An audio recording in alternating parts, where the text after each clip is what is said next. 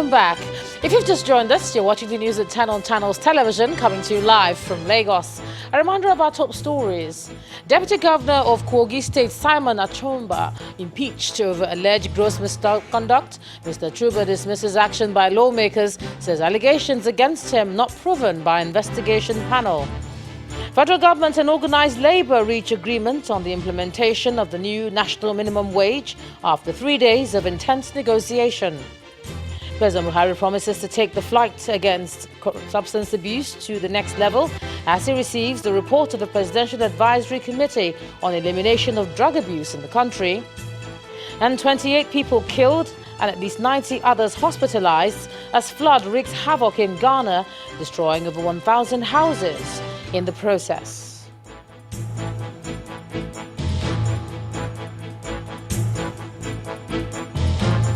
For more information on our top stories, do visit our website, channelstv.com. youtube.com/channelsweb has videos of all our shows.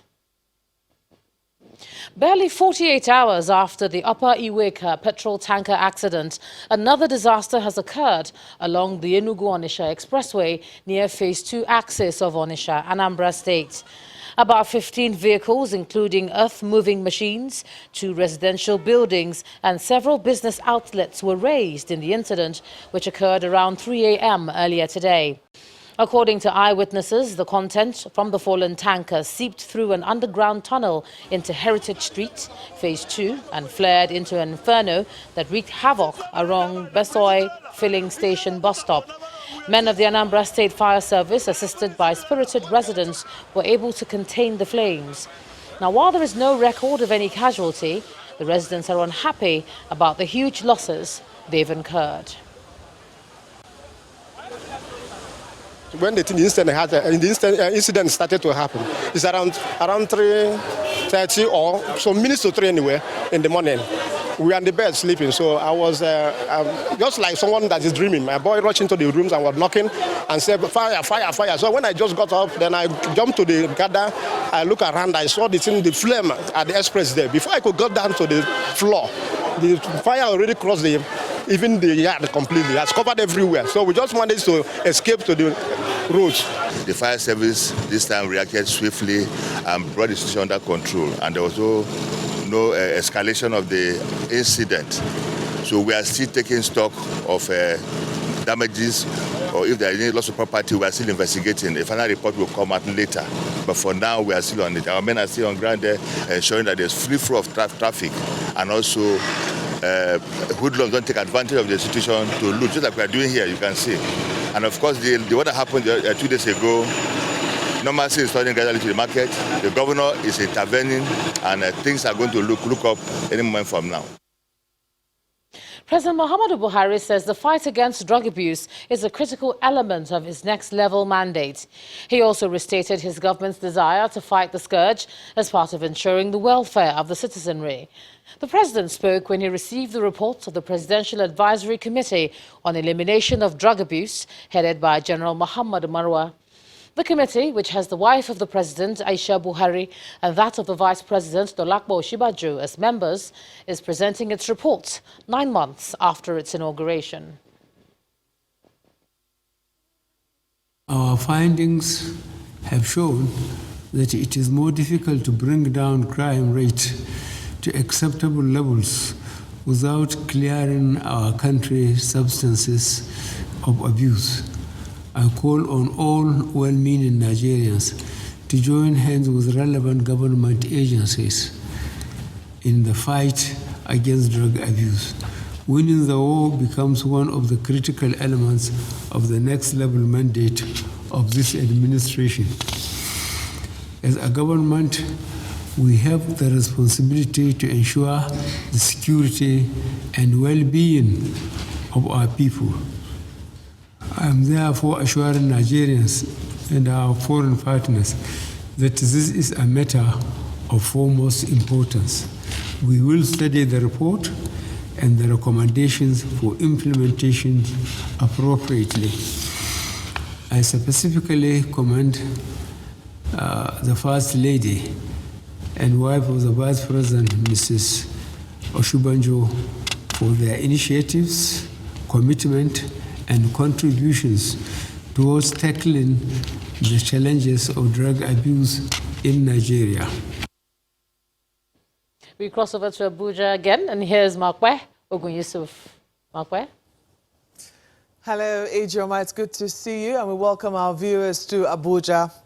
Well, ahead of the governorship 16 elections in Kogi and Bayelsa states, the All Progressives Congress National Working Committee has appointed the governors of Kaduna and Jigawa states as chairman of the National Campaign Councils. Now, while Governor Nasir El-Rufai of Kaduna is chairing the Kogi Post Campaign Council, Jigawa State Governor Mohammed Abubakar is chairman of the Bayelsa campaign body.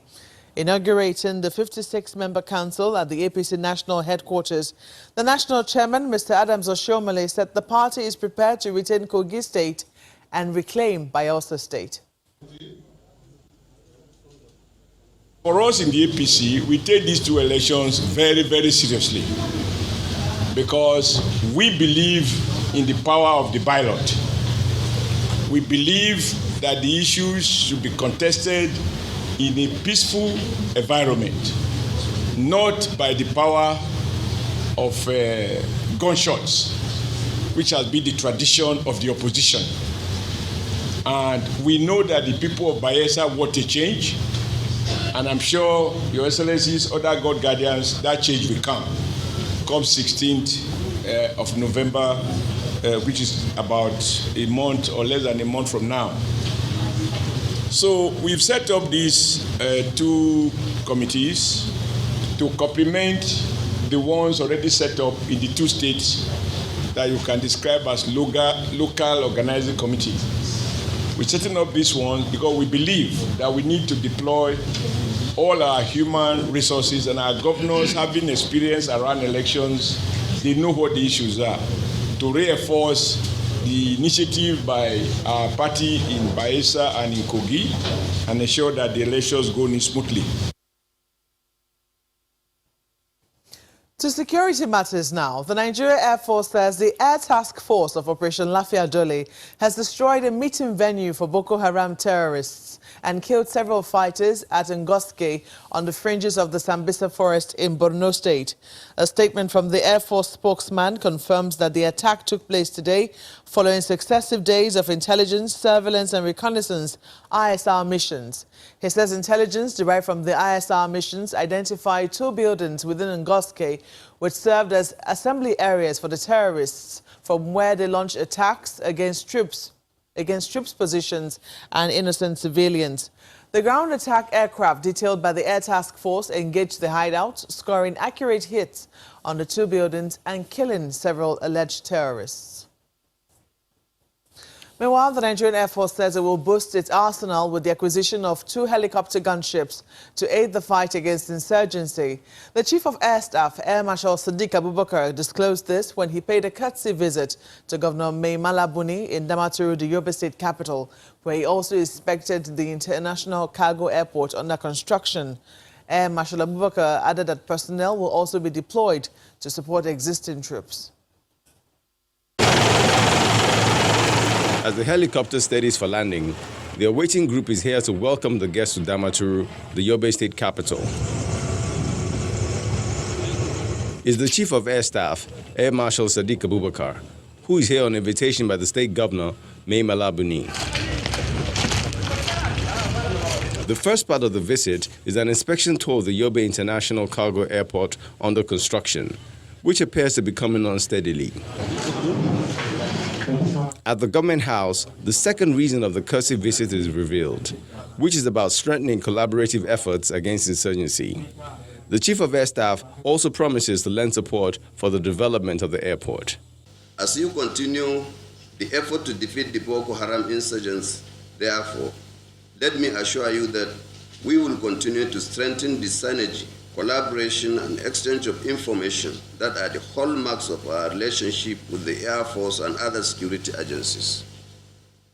Let me assure you also that no sacrifice is too much to support and cooperate with the security agencies to help you to maintain law and order and ensure the security of life and property of our people.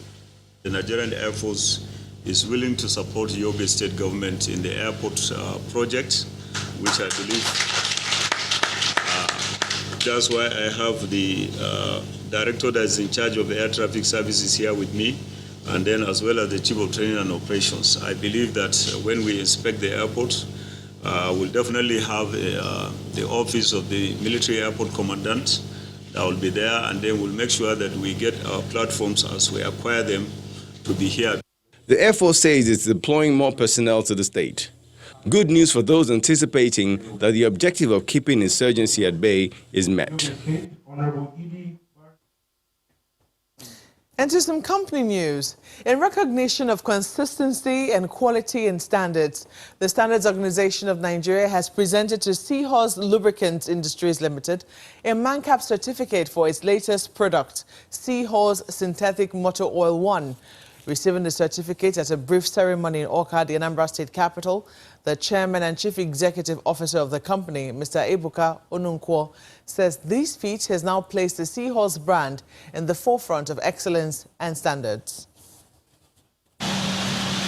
At the premises of the Anambra State headquarters of the Standards Organization of Nigeria in Awka, the various products from Seahorse Industries Limited are displayed. The company's consistency in quality and excellence in manufacturing lubricating oil for internal combustion engines and mechanical systems has earned it a recognition from the national regulatory body. 19th June 2017. Having maintained its quality over time, Seahorse Lubricants Industries Limited synthetic motor oil was adjudged to conform to the expected requirements. The company's unprecedented success is due to largely to its effective implementation of quality management system in accordance with requirements of ISO 9001-2015 standards, as certified by Standards Organization of Nigeria. After the official presentation of the MANCAP certificate, the Anambra State coordinator of the regulatory board speaks on the need for consistency in excellence. We will also be coming to you again and again to confirm the quality of what you are producing. If you are not consistent with whatever you are producing 1-2 times, we will withdraw the certificates from you. So please, do not go and cut corners. With a sense of satisfaction, the chairman and CEO of Seahorse Industries Limited shows off his products. It's our first time of bringing to the public our synthetic oil. We have been waiting for so long to ensure that we come up with something that will stand the test of time. That's why today, Standard Organization of Nigeria, after a series of tests, after a series of visits, after a series of consultations, we are today certified. 2 years after it launched its presence in Nigeria, Seahorse Lubricant Industries Limited has made its way into the A-list lubricant manufacturers in Nigeria. The award-winning company says it is driven by its desire to remain customer-focused and achieve more international quality recognition. When the news at 10 returns, 7 Nigerian banks fail stress test in the Central Bank of Nigeria's latest financial stability report. That's some business news. Do join us again.